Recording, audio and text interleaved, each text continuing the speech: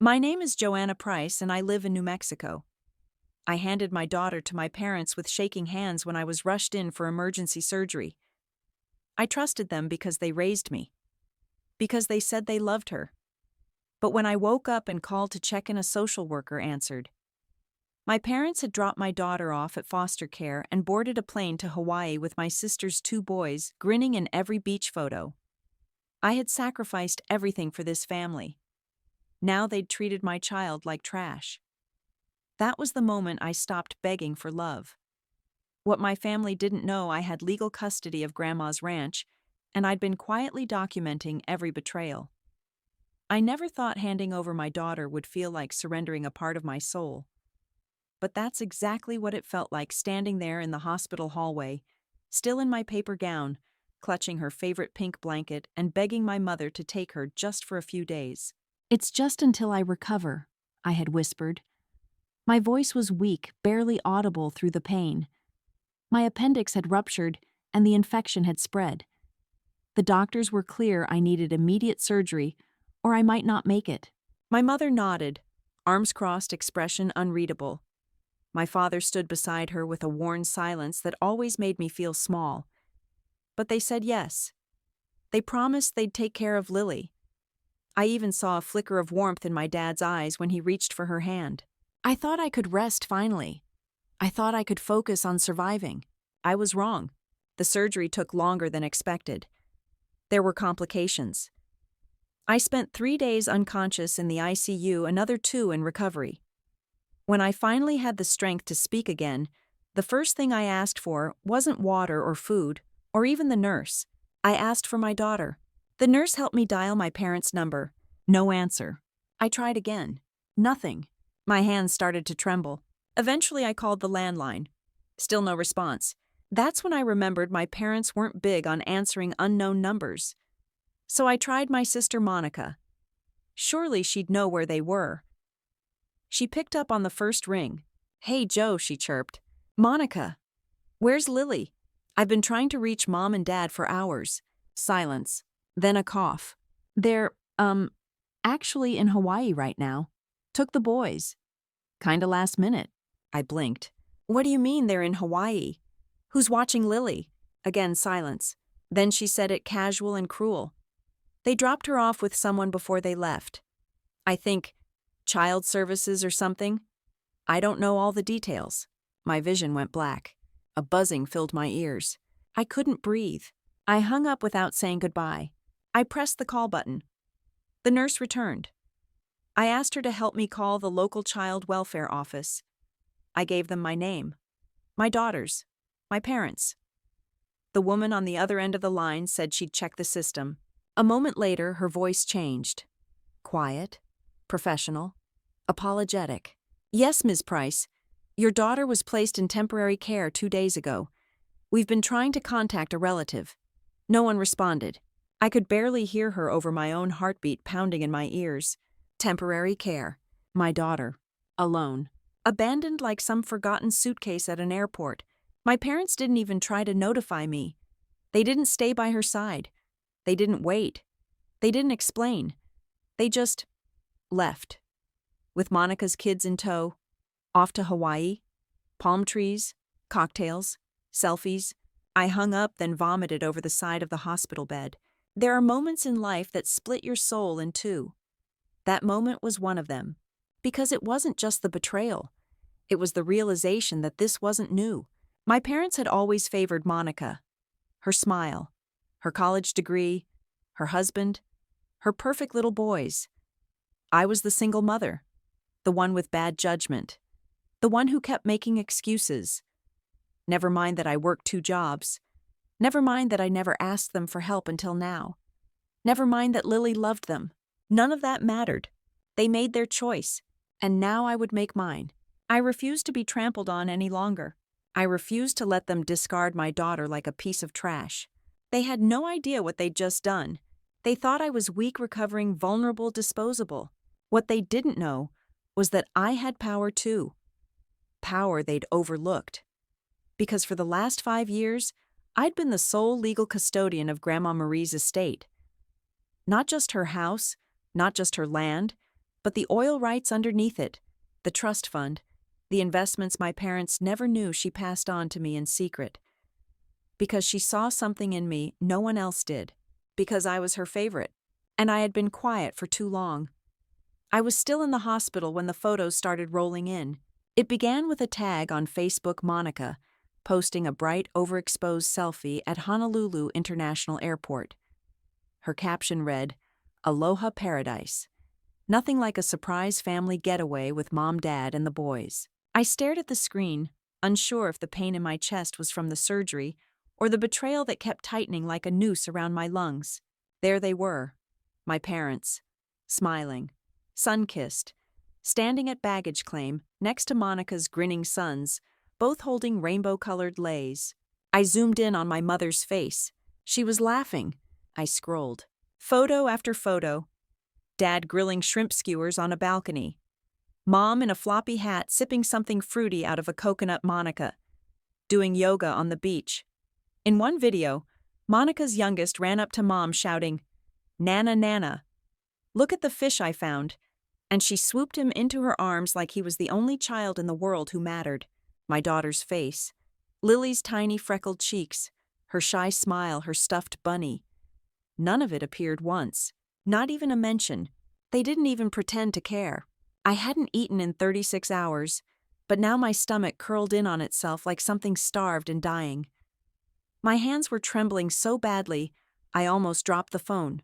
I had always known Monica was the golden child. But this went beyond favoritism. This was deliberate cruelty. This was abandonment of an innocent little girl who only wanted to be loved. A girl who, before I was wheeled into surgery, kept clutching her bunny and whispering, "When will Nana come?" And they left her. Dropped her off like a dog at a shelter. Boarded a plane. Posted about family bonding and so much love. They had deleted my daughter from the narrative, and I was supposed to heal. How do you recover when the people who raised you treat your child like a burden? When they bask in the sun, while your daughter spends her nights asking strangers why her grandparents didn't come back?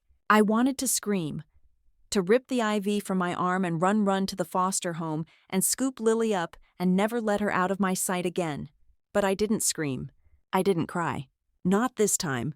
I stared at that screen until the nurse told me I needed to rest. Then I made a choice. I would remember every post, every comment, every like.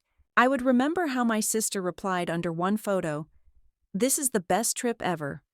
The boys love having Nana and Papa all to themselves, at my daughter's expense." I saved the entire album, downloaded every image, every video, every timestamp. It would come in handy later. Because here's what none of them knew. I wasn't just some forgotten sister or a desperate single mom they could toss aside. I had kept my mouth shut for years. I let them call me irresponsible, dramatic, selfish. I let them judge me when I didn't show up for Monica's baby showers, or when I declined invitations I knew were only given out of pity. But in silence I had built something stronger than their approval. While they flaunted vacation photos, I had signed papers. Grandma Marie didn't trust anyone but me. She saw the truth, how my mother only came around when Marie got sick. How my father couldn't even fix the broken step on her porch. How Monica always arrived empty-handed, but left with antique jewelry and Grandma's china. Grandma left everything to me. Quietly.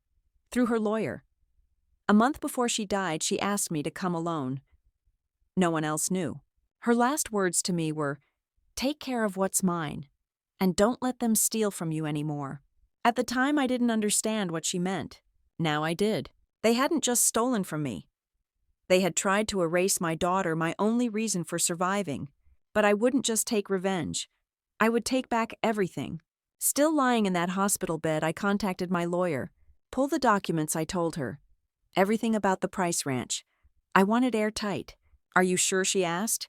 "You'll be changing your will?" "I'm not changing my will," I said. "I'm changing the narrative." Then I contacted the Child Welfare Office again. "I want my daughter back," I said. "I'm being discharged in 24 hours. They warned me it wouldn't be easy. There were procedures, home checks, evaluations. I told them I'd cooperate with everything, because I had nothing to hide. But my parents, Oh, they had everything to hide. They had no idea I knew about their hidden debts, the second mortgage on their house, the payday loans in my father's name, the credit cards Monica had maxed out using their account. I had the login. I had the receipts. They thought they abandoned me. But in truth, I was just getting started. Because the woman they left in a hospital bed was the same woman who held the deed to the land they thought they'd inherit. You don't just wake up one day and realize you were the unloved child. It's a slow erosion. A daily tide that wears away at your sense of worth until all that's left is silence, quiet compliance, eager apologies, and a desperate hope that maybe today will be different. I was 8 the first time I noticed. It was Monica's birthday. Pink streamers hung from every corner of the house. A mountain of wrapped presents sat on the dining table. My mother baked a 2-tiered strawberry cake with delicate roses piped in pink frosting. I remember asking, "Can I help?"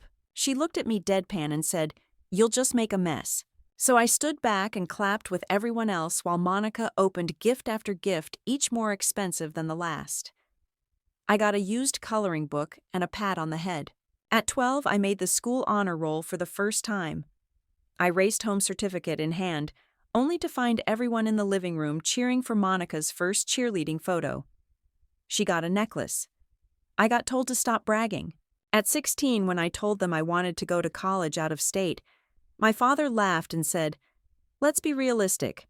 Monica wanted the same thing 2 years later." They took out a loan.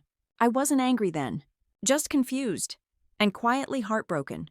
By the time I got pregnant at 21, barely out of community college, working 2 jobs, they didn't even yell. They just looked disappointed. And then they looked past me. From that moment on, they spoke to me like I was a cautionary tale, not a daughter. I became the example of what not to become. The well Joanna made her choices, afterthought at family dinners. They praised Monica's husband like he was royalty, even though I knew he cheated twice. They spoiled her sons with iPads and skiing trips, while my daughter received secondhand sweaters and the occasional Barnes & Noble gift card. And still I kept showing up. I came to holidays. I bought gifts I couldn't afford. I smiled through lectures about stability and better decisions. I watched them lift Monica up on a pedestal I'd never even been allowed to stand near. I told myself it was for Lily, that if she saw her grandparents smile at her enough times, maybe she'd grow up believing she belonged, that she mattered. But now I knew better. Because the truth was, they had always shown me who they were. I just refused to believe them. Even as an adult, I kept trying to earn what should have been mine by birthright love, respect, protection. I sacrificed my dignity for scraps of affection. I told myself my parents were old-fashioned, that they'd come around. But now they'd crossed a line. They hadn't just belittled me. They had endangered my child. They had left her vulnerable and alone, and I would never forgive myself for trusting them. So I started writing it all down. Every slight, every moment. Not for revenge yet, but to remind myself of the pattern. The years I gave, the pieces I lost. I went back through old emails, letters from Grandma Marie, bank statements, photos, everything that documented my years of invisibility, because something inside me had shifted. I no longer needed their love. I needed justice. I needed closure. And more than anything, I needed to break the cycle so Lily would never grow up wondering why love had to be earned. As I scribbled notes in the journal beside my hospital bed, one entry stood out in bold memory. It was Thanksgiving 2 years ago. I had just lost my 3rd job that year. Lily had the flu. I couldn't travel. I told Mom we wouldn't make it. She replied, "Monica's boys will miss Lily. Can't you find a way?" I explained I didn't have money for gas. She texted back, "Well, maybe next year. Monica says hi." That night, Lily fell asleep on my chest, burning with fever, and I promised her things would change. They hadn't until now. Now I had clarity. The clarity that comes when you strip away the fantasy of family and finally see the truth in its naked, ugly form. I was never the problem. They were. They raised me to believe I was hard to love. And yet here I was, fighting for a daughter with every ounce of strength I had left alone in a hospital bed, more of a parent than they had ever been to me. That kind of love doesn't come from approval. It comes from fire.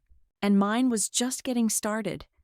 It was the old cedar drawer in Grandma Marie's bedroom that changed everything. She always said, "Keep your eyes sharp and your hands steady, Joe. What people don't say matters more than what they do." I never forgot that. After she passed, they let me clean out her house. Monica said it was too dusty, and Mom didn't want to deal with the emotional mess. I was the sentimental one they claimed, as if that was a flaw. As if loving someone deeply made you weak. But I didn't cry as I sorted through the drawers that smelled of lavender and wood polish. I was too busy being methodical. Precise. Grandma taught me that. And then in the back of her closet, behind her old wool coats and a shoebox full of war bonds, I found the drawer with the brass handle that always stuck. Inside were 2 envelopes bound with twine and labeled in her cursive hand. One said, "Trust papers." The other said, "For Joanna only." I froze. My fingers trembled as I untied the string. Inside were legal documents, notarized and signed. She had made me the full legal trustee of her estate 6 months before she died. The house, the land, the mineral rights beneath it, and a quietly growing investment account worth over $600,000, all in my name. Not my mother's, not Monica's, not shared. Sole. Irrevocable. I remember sinking onto the floor and shaking, not from joy, but from something far heavier. A validation I didn't want to need. A love I hadn't expected to still find tucked away in a locked drawer after years of being treated like I didn't matter. I kept it secret, because I knew if my parents found out, they'd come for it. They'd smile and call it a misunderstanding. Monica would claim I manipulated Grandma, or that she wasn't of sound mind. They'd drag me through court with crocodile tears and rehearsed grief. I had watched them twist the truth before. I knew what they were capable of, so I hired a lawyer. I placed everything in a blind trust under a holding company I named after Lily's middle name, Rosemark Holdings. Clean, anonymous, untouchable. I used a portion of the funds to clear my own debts, enroll Lily in a better school, and start saving for a future no one could sabotage. But I told no one, because power kept quiet is power kept safe, until now. Now they had played their final card, and they had played it wrong. Abandoning Lily was more than a betrayal, it was a weapon drawn against me. And I would respond not with rage but with precision. After being discharged from the hospital, I went straight to my lawyer's office. I brought the trust papers, the hospital records, the screenshots of social media posts, the name of the caseworker assigned to Lily's temporary placement. "This isn't just a custody issue," I told her. "This is negligence, emotional abandonment. I want full legal documentation of what they did." She leaned back in her chair and gave a small nod. "They won't see it coming," she said quietly. Good. I didn't want them to. They still thought I was broke, powerless, barely scraping by. I still lived in the same modest duplex. I drove the same car with the dent in the side. I wore thrifted sweaters and declined vacations and holidays. They didn't know I owned 4 properties under Rosemark Holdings, that I had 2 income streams and a financial advisor, that I was preparing to move Lily and me into a restored farmhouse near Santa Fe that sat on 10 acres of land my parents had once claimed was worthless dirt. That worthless dirt had a natural spring and 2 permits pending for ecotourism grants. They saw what I let them see, and they would never see me coming. That week I filed for emergency custody restoration. I submitted the documents showing that I had never relinquished guardianship, that I had named my parents as temporary caregivers, under the assumption they would protect my child, not abandon her. And most importantly, I submitted evidence that they had traveled with Monica's children, proof of premeditated favoritism and emotional negligence.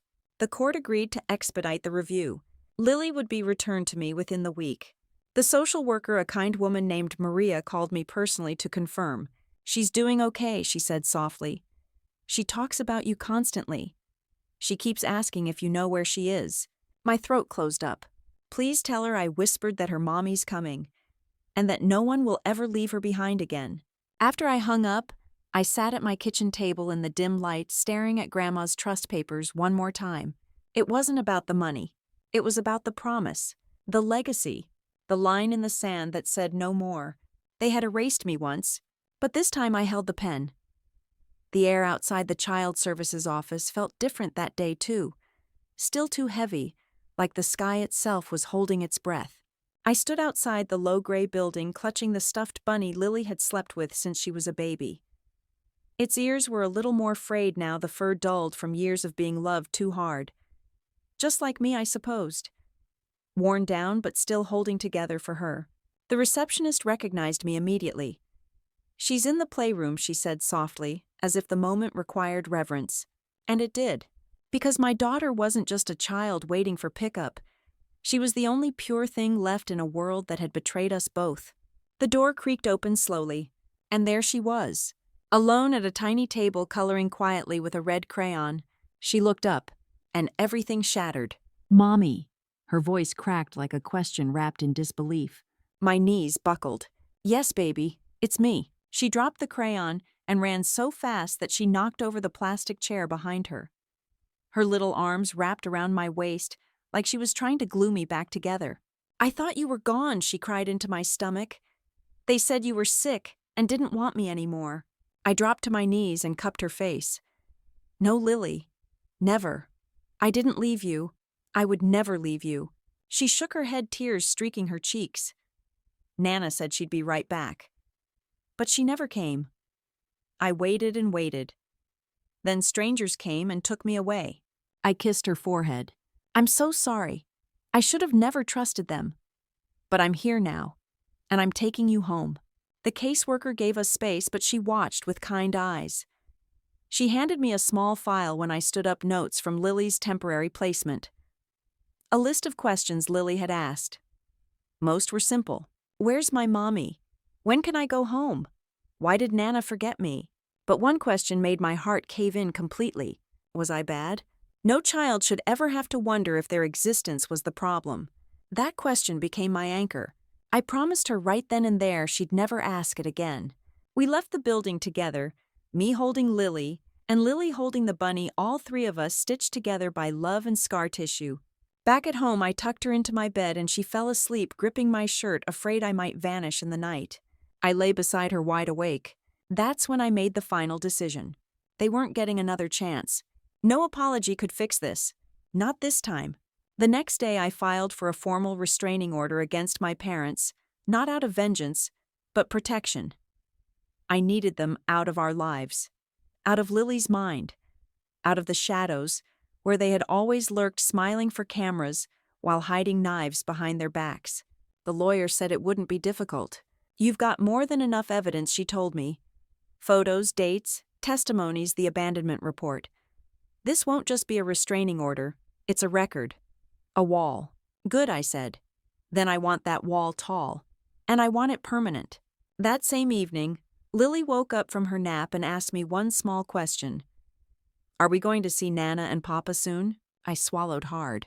"No, sweetie, we're not for a while." "Okay," she whispered. "Can we send them a picture of Bunny?" That nearly broke me, because even after what they did, she still wanted to share love with them. That's the kind of heart she had. Soft. Hopeful. I told her yes, but I didn't send it. Instead, I took a photo of her holding Bunny, smiling with a gap in her front teeth, cheeks flushed with the safety of home. And I saved it, because that smile, that was my proof that healing had begun. The next morning, I sat down at my desk and opened my laptop. I drafted an email to Monica. Subject: "You might want to tell Mom and Dad to come home." No greeting, no warmth. Just a single image attached: Lily holding the bunny with the words, "Return to legal guardian," stamped in bold beneath the photo. I added a second sentence before hitting send. "And you may want to consult a lawyer before using Grandma's house for your wedding next spring." I knew they had been planning it. I also knew they'd never signed the deed. Because I had it. In a locked drawer. I waited for them at the arrivals terminal with my back straight and my heart frozen. It had taken some coordination, but I'd tracked their return flight. Monica had foolishly posted a selfie at the resort gate the day before, captioned, "Last sunset before reality. See you soon, Arizona." Except she'd forgotten I wasn't part of that reality anymore. They didn't know I'd be waiting. They didn't know that this time I wouldn't be crying. This time they would be. The automatic doors slid open, and there they were. My parents pushing luggage carts, Monica trailing behind with the boys all sunburned and smiling, draped in leis, like they'd just returned from a royal tour instead of abandoning their granddaughter to strangers. My mother spotted me first. She blinked surprised. Then she smiled as if nothing had happened. "Joanna, you're here. How are you feeling, sweetheart?" My father followed her lead with a weak wave. "We meant to call you. Things got hectic." Monica looked smug, like she was watching some petty reunion about to go down in the parking lot. They had no idea. I didn't return the smile. Instead, I pulled out a slim manila folder from my handbag. "Before you say another word," I said calm and clear, "I suggest you read this." Mom's smile faltered. Dad tilted his head. "What's this about?" "An official notification," I replied. "Legal. Signed by a judge yesterday morning. You're being served." I handed them the envelope and watched their faces shift. Confusion, then dread, then disbelief. Mom scanned the first page, lips parting. This says we're under investigation. For child abandonment." "Yes. But we were just—" "You left a 6-year-old at a state agency and flew to another country with Monica's kids. Don't pretend you forgot. Don't insult both of us." Her voice wavered. "We didn't think it would be permanent. You assumed wrong." My father stepped forward. Voice raised now. "How dare you do this to us? We took care of you when you were a baby. We gave you everything." "No," I said coldly. "You gave Monica everything. And you threw my daughter away like she was a burden." Monica scoffed.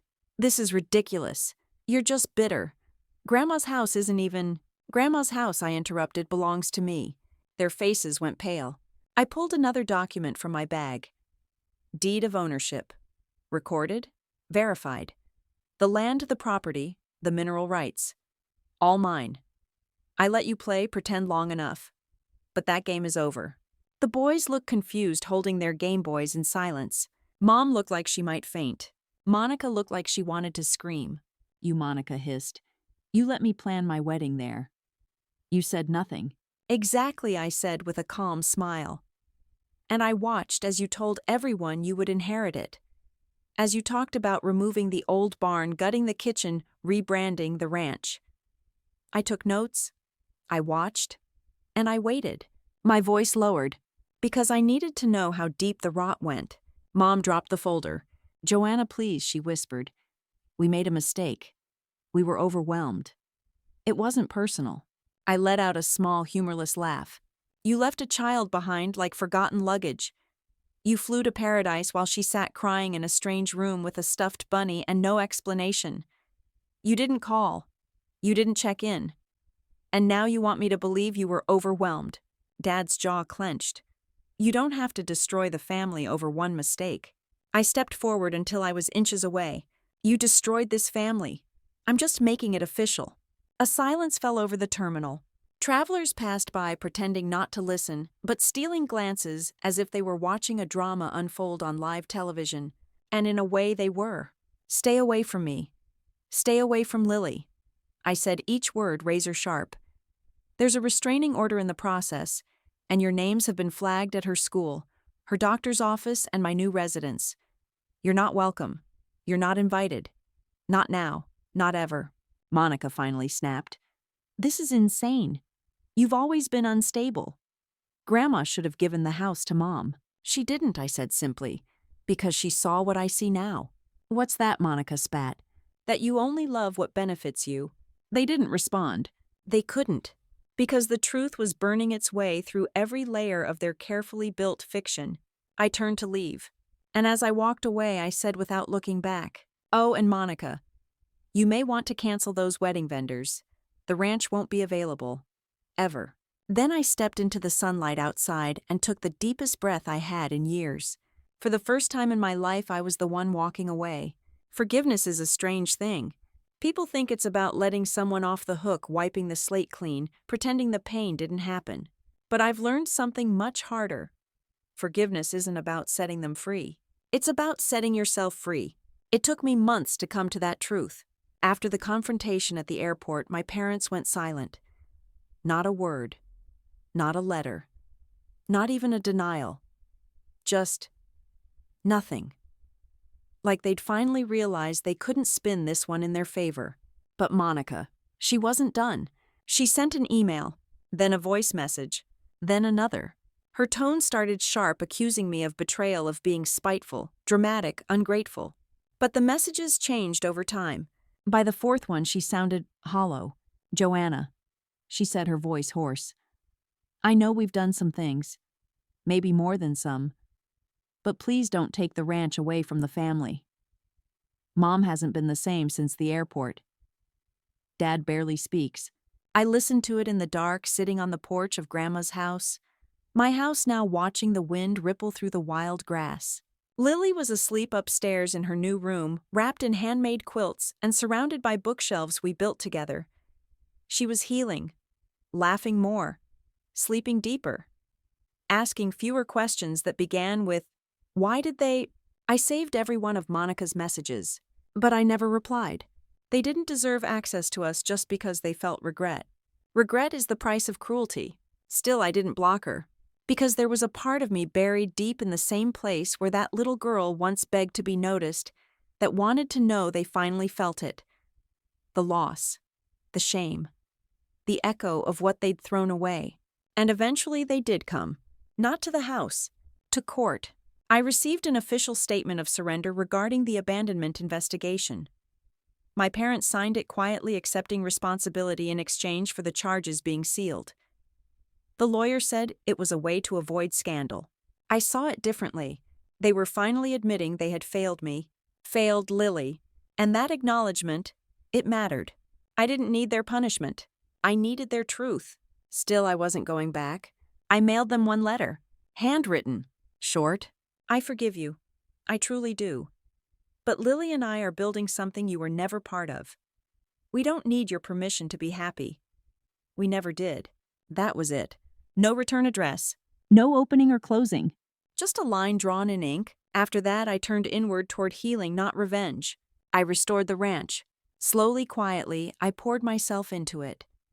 I planted sunflowers where the front yard had been bare. I repainted the porch swing Grandma used to sit on. I found her old recipe box and cooked every single dish with Lily one night at a time. We turned grief into memory, pain into power, and something strange happened along the way. Joy came back. Not the loud movie scene joy, but the quiet kind. The kind that lingers. The kind that doesn't ask for applause. Lily began calling the ranch our forever house. I started sleeping through the night, and one day as I watched her chase fireflies in the dusk light, I realized I had built something Monica and my parents could never touch. Peace. Not just survival, not just defiance, actual peace. And with it came a new path, one I chose, not one I inherited. I began writing again. Grandma's journals inspired me. I started a blog about healing generational wounds, about what it means to be the forgotten daughter, about reclaiming your worth when the people who should have protected you tried to bury it. People wrote to me, strangers, women, mothers, daughters. They said they saw themselves in my words. I wasn't just surviving anymore. I was leading, and yet I still think of them sometimes. Not with bitterness, with distance, with understanding. They did what they knew. But I am no longer the product of what I was given. I am the architect of what I deserve. So if you ask me now, would I go back? The answer is no. But I would look them in the eye, and I would say calmly, sincerely, I forgive you. But I've built a home where you are no longer invited. Because sometimes the greatest revenge is not a scream. It's the sound of the door closing softly behind you and the life you build beyond it.